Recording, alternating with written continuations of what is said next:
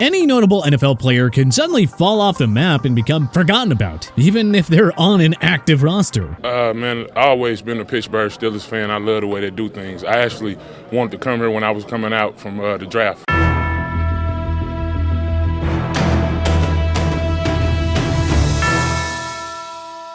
It's really easy to forget that certain NFL veterans are still playing today. So here's your friendly little reminder on active NFL players who are, well, still active. Matt Prater. Remember when Prater was once viewed as one of football's best and most reliable kickers? He was a special secret weapon for that record-breaking Denver Broncos offense in 2013. Before Justin Tucker set the new record in 2021, Prater held the honors of kicking the longest field goal in NFL history at 64 yards in the historic Broncos 2013 season, no less. But he lost his starting job to Brandon McManus after being suspended for violating the NFL's substance abuse policy, and the Broncos wound up cutting him. Prater landed with the Detroit Lions in 2014, and he would stay there until the 2020 campaign, helping them to a pair of postseason appearances along the way.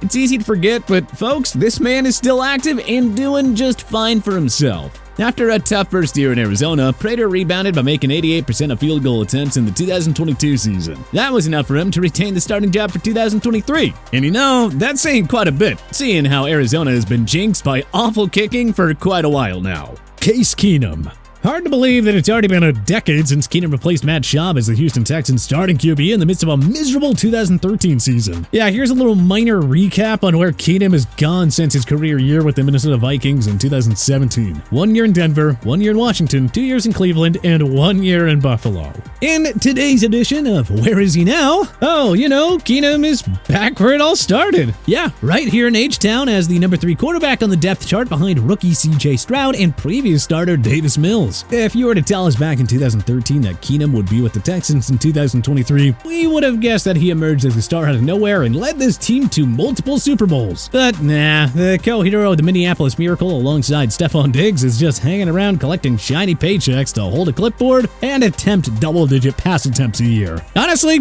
pretty good gig if you can get it.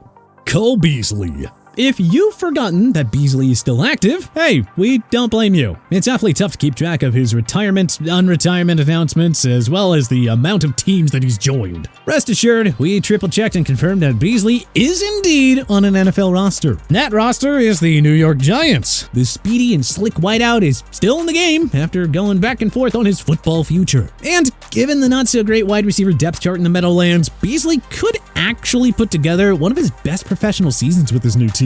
That's if he doesn't retire, then unretire within a couple of months again.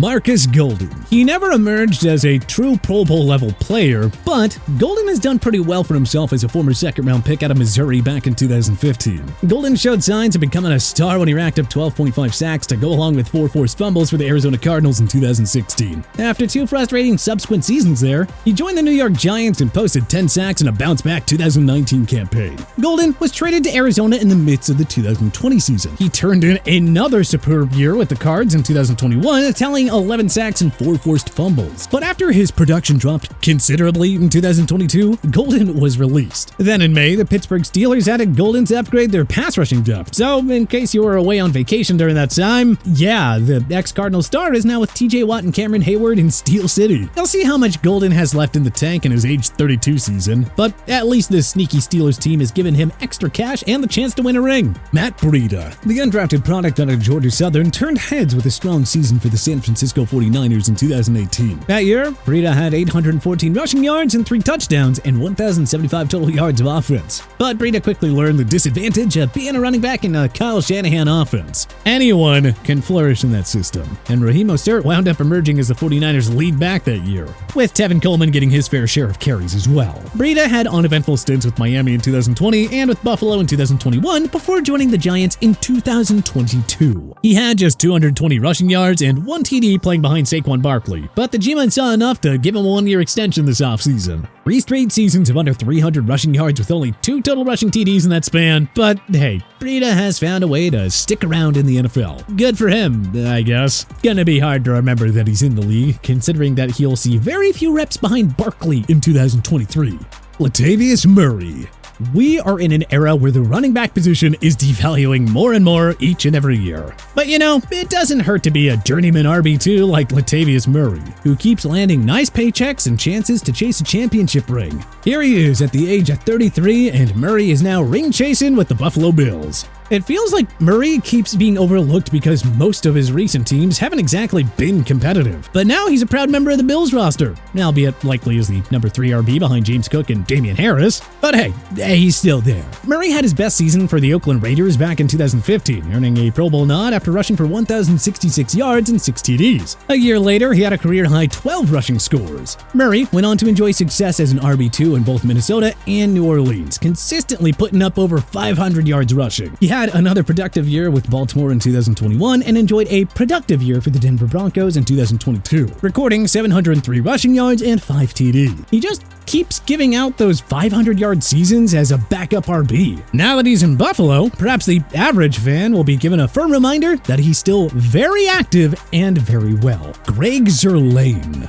Zuerlein was widely popular among football fans thanks to his 2 awesome nicknames, Legatron and Greg the Leg, thanks to his mastery of making lengthy field goals beyond 55 yards. The ex-Los Angeles Rams special teams weapon earned his lone Pro Bowl nod back in 2017 when he made a ridiculous 95% of his field goals. And then, of course, he made the game-tying 48-yard field goal and the subsequent game-winning 57-yarder in overtime of the 2018 NFC Championship game against the New Orleans Saints. But the Rams cut ties with Zuerlein after a woeful, frustrating 2019 season that saw him make just 72.7 kicks. That obviously worked out fine for the Rams, who went on to win a Super Bowl 56 title thanks to the ultra-reliable and clutch performances of Matt Gay. Zuerlein spent the next 2 seasons with the Dallas Cowboys, but once again struggled with consistency and was let go in 2022. He wound up landing with the New York Jets and landed their starting job for 2023, despite finishing the year with a mere 81.1 field goal percentage. While everyone was going crazy over the Aaron Rodgers to the Jets trade, did you overlook the fact that the Jets actually re-signed Zuerlein this offseason?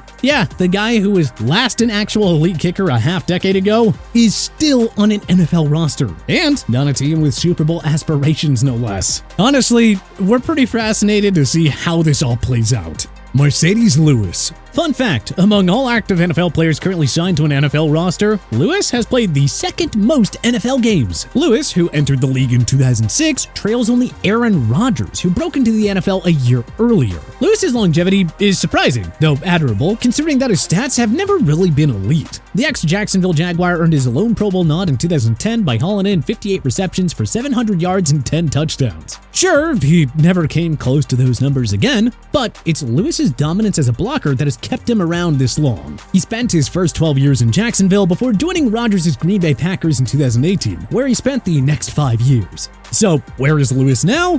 Well, he didn't have to travel too far after leaving Green Bay, having joined the Chicago Bears on a 1-year deal. Needless to say, his blocking and leadership skills will be greatly appreciated on a young, rebuilding Chicago team whose pass protection has been awful for a while now.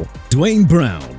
Brown was among the NFL's premier offensive tackles, enjoying productive years with both the Houston Texans and Seattle Seahawks. The 5-time Pro Bowler has been past his prime for a while now as he pushes 40, but it's hard to believe that the man is still playing. Not only is he on the New York Jets roster, but he's one of the starting offensive tackles alongside the injury-prone Mekhi Becton. It probably didn't help Brown at all that the Jets were completely irrelevant last year. But now that they have Aaron Rodgers, you'll be reminded aplenty that he is still kicking around in the NFL at the age of 38. Brown gets his long-awaited shot at a Super Bowl ring with the 4-time MVP now in town. So, let's see if he can hold up his end of the bargain. But what other NFLers do fans totally forget are still playing today? Let us know in the comment section below. If you like this video and learned a thing or two, clicking the like button helps out a ton. And hey, we appreciate it. If this is your first time coming around to TPS though, subscribing is a great idea because we put out videos like this every single day. But as always, thanks for watching and we'll see you guys next time.